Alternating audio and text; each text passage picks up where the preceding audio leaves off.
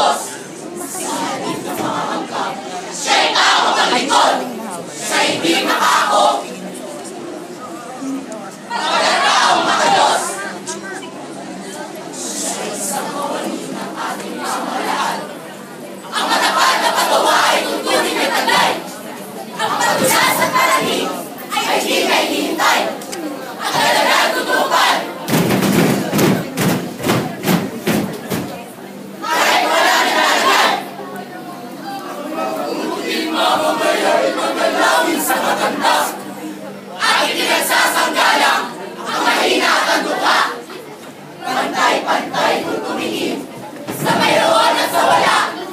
Ang malalim at silaw sa labing laksa-laksa.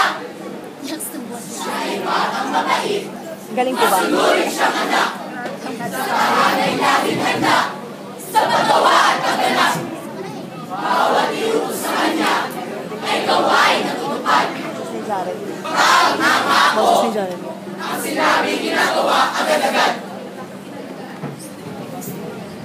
Siya'y ina. Isang ina at kahanay nilalaki. Isang ama sa pamilya'y punong-puno ng pag-ibig.